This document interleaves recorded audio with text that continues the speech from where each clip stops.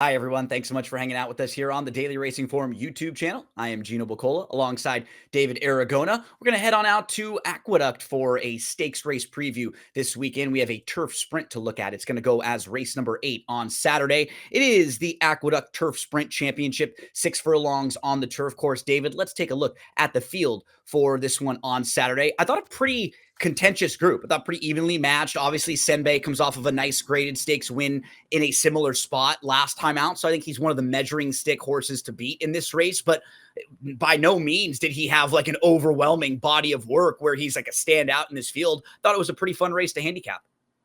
Yeah, it's a pretty nice field for a listed stakes race. I do think Senbei is very much the horse to beat, coming off that Grade 3 victory in the Belmont Turf Sprint last time against a field of similar quality to the one he's meeting here. So if he merely repeats that effort, I think he's going to be a handful in here. We'll see if he can work out as good of a trip.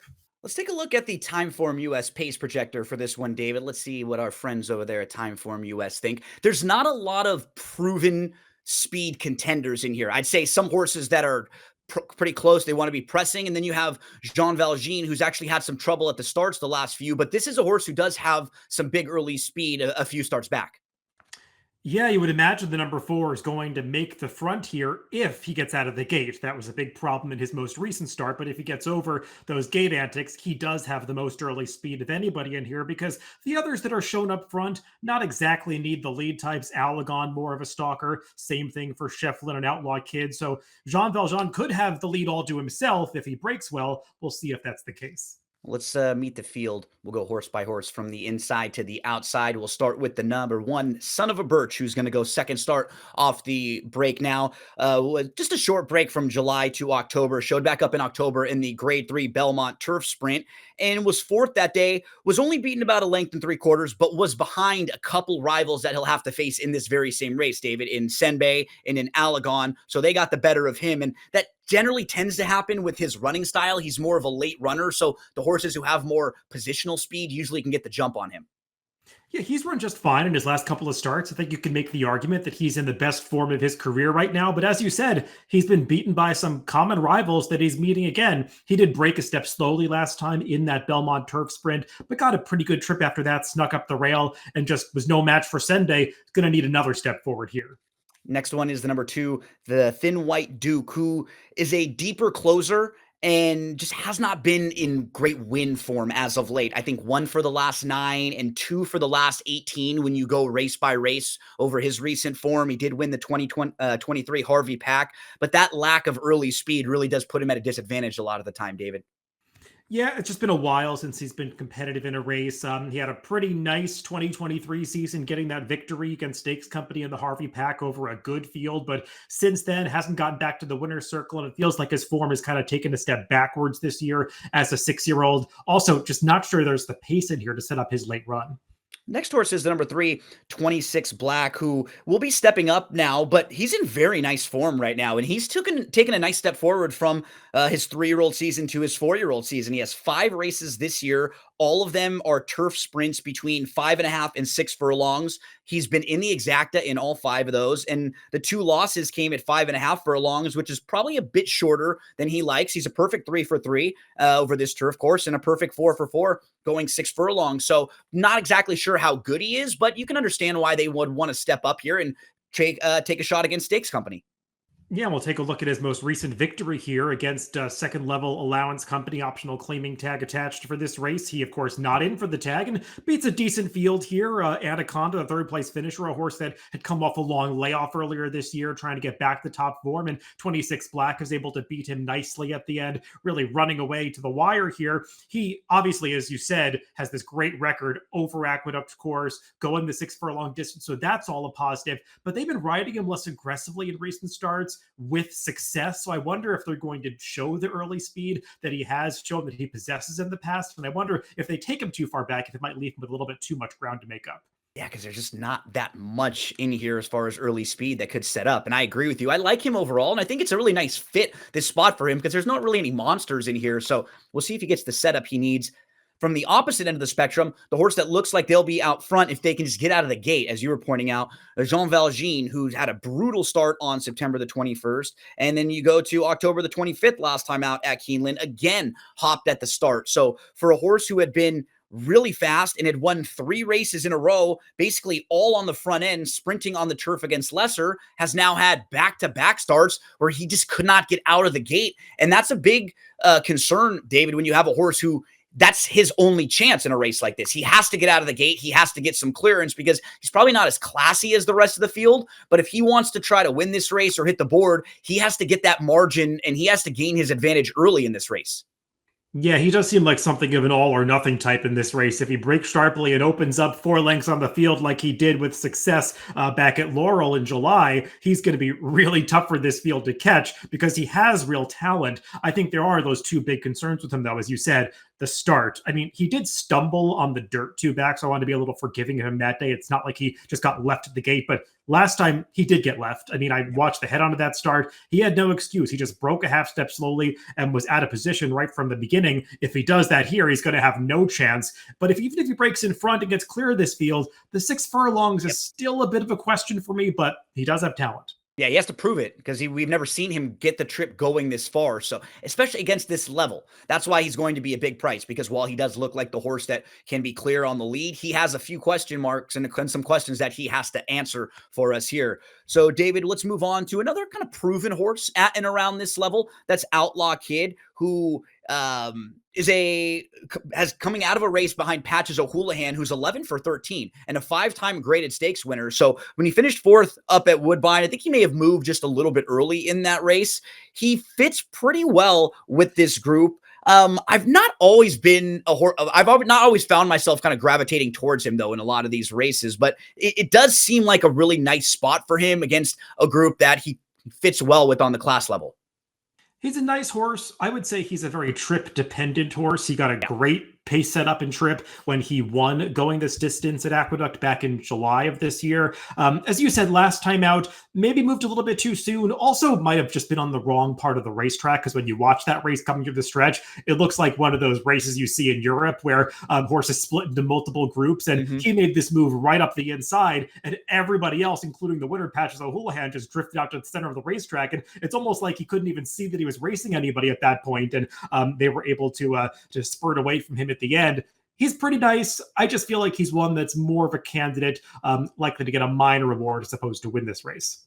And moving on, next is Aragon, who I'd say was a little disappointing in the Belmont Turf Sprint just because of the trip he got. He was 11-1 that day, so it's not like he was favored and supposed to win, but he was getting a pretty perfect setup when you look at the way that race shaped up. He was sitting 3rd behind a couple horses that were pushing the pace a little bit, and he loomed up at the top of the lane with every opportunity and just could not quite go by one of the pace setters that day. So he is another horse who in sprints like this that are maybe grade 3 to below graded stakes races, that's where he belongs. That's kind of his home right here. He needs the trip, but he may be another who's better going a little bit shorter. David, what are some of your thoughts on Aragon? I'll have just a slightly different take on the Belmont Turf Sprint. Sure. I thought that the jockey kept him 3 wide without cover all the way around the turn when maybe in a race like that, when you're got the 2 speeds up front, you kind of want to tuck in behind them and save a little ground. And he just kept this horse outside 3 wide every step of the way. And maybe that took away from his finish a little bit. I'm not going to hold it against him that he couldn't get by a horse like Nothing Better, who's really might be the favorite if you're back in this race. So Aragon, I think he's in pretty good form coming in here. Never quite gotten back to that peak he hit in 2023 when he ran no balls to a photo finish at, I think it was Colonial Downs last year, but he's been in pretty good form coming into this race and gotta like the rider upgrade to Irad Ortiz. I was going to say, if you're talking about some critiques you may have had with the ride, well, you couldn't ask for a better upgrade here where you get one of the absolute best right now, Irad Ortiz Jr. What's nice about Aragon, I think I have him in the 3rd spot. Like he puts himself in good position. He's one of those horses who's usually in striking range. A lot of times he can stay out of traffic because he's in front of some of the traffic that will happen behind him. So he does fit well in here. And that's why it's a competitive group, because you have a lot of these horses that they wouldn't shock you if they got the right kind of trip. Let's go next to Implementation, who is a winner. And he's been a winner in his last 2 races on the turf, and they were both turf sprints, David, but they've been those turf sprints at Kentucky Downs going 6.5 furlongs, which can sometimes be a little unique and can sometimes play out differently. So how do you think Implementation will stack up here? Yeah, I don't have a whole lot to say about this horse. You kind of summed it up. Both of those turf races where he's been successful have been at Kentucky Downs. He got a very good trip last time when he beat what I thought was a weaker field than he's meeting here. He's got strong connections in his corner. I just don't see any races on his card that would make me want to bet him in this spot. David, before we started recording this video, you were letting us know that Dave Grenning had pointed out Grooms All Business, it looks like, is going to be scratched out of this race, correct? Yes, I believe it was reported by Grenning that he came up with a cough, so he will not be running in here. So I guess we can move on to the number 9 Senbei. Yeah, and I'll give you a little credit. You picked Senbei right on top in the Belmont Turf Sprint around 4-1 when he won last time out. Coming off of that grade 3 win where he earned a 98 Beyer speed figure, it's probably one of the better recent performances of anyone in this field. I'd say he's at the top tier of contenders in here, but one of those instances where you got a little better value on him last time than you probably will this time. So do you want to go back to him again from a gambling standpoint? Yeah, kind of a perfect example of a horse that you wanted to have last time, because I was kind of the opinion coming into that race that a few of his turf races were better than they looked. Didn't love the ride that he got at Monmouth in the Select Stakes. He's had trips in a couple of his turf races prior to that, and the trip worked out perfectly last time. They had a competitive pace set up front. He sat off them, showed the ability to really finish off that race strongly, and I liked the way he ran across the wire and then continued to gallop out way ahead of that field. A really strong gallop at the end of that race. So felt like he just put it all together that day. I think if he runs well, he's probably going to win again. But as you said, have to swallow a shorter price. Shefflin has not raced since March. That was on the synthetic. But Shefflin is a horse who actually won the career debut sprinting on the turf. And if you go through each of his 5 races, David, he really has not done a whole lot wrong in his career. And I know you like this horse a little bit. Yeah, I just feel like he's going to get a good trip in this race, because we're looking at that pace projector and kind of commenting that a lot of the horses outside of the number 4 don't really look like they're going to be up close pressing the pace. He feels like one that will want to go forward from this outside post position. It doesn't need the lead. He can get that stalking trip. And while most of his success has come on synthetic, I feel like he's just improved a little bit through each start. And his turf race was kind of a strong start to his career. I don't have any problem with him switching back to turf. Trainer William Morey has great stats making the synthetic to turf move. And I was looking at his last race of the horses that came out of that, and that Big Daddy back in March at Turfway Park. That was a really strong field. The winner, Candy Overload, came back to earn 100 Beyer in his next start at Woodbine, winning a stakes. Our Shot, who went on to win a grade 2 turf sprint later in the year, was in that race. So was Hear My Song, who went on to be grade 1 placed on the dirt. So that was a much stronger field than it may look on paper. And you could also look through that field and some of the runbacks and suggest the speed figure could be bumped up a little bit. I just think this horse is interesting off the layoff and likely to get the right kind of trip. Yeah, and that's the thing. If you're mapping out the horses who could be sitting next to him as you're talking this out, he's probably best suited at 6 furlongs too. Like some of those horses might be better going a little bit shorter. They're horses that we're not sure late in the stretch have as much punch. He's a multiple winner at 6 furlongs too. So I think the trip wise, he could really get one. So it's a really nice point, David, on Shefflin. Let's talk a little bit about the also eligible who looks like they will draw in now with the scratch of Grooms All Business. That's the 11 Works For Me. Works For Me had not raced between August and October, came back in October, was third, a little bit of trouble, kind of got a slow start, and then had to make a wide trip in that Aqueduct Stakes race last time out. He has shown the ability to kind of put a little pace in the race, but he can pass some horses too. Where do you think he would fit in this race? This horse intrigues me a little bit if he gets totally dismissed at a price in this race, if the connections actually do decide to run in here. I worry that he's lost his early speed, because it used to be a horse that wanted to race forwardly, and he's just been sluggish away from the gate, not breaking slowly, but just those first few steps after the start, he doesn't get into stride quickly, and it's really cost him the last couple of times. But he's also really come firing at the end of those races. And if he can kind of put it back together and reclaim his old running style, I think he's a horse that has kind of sneakily taken a step forward later in his 3-year-old season, but one that I would need a price on to get interested.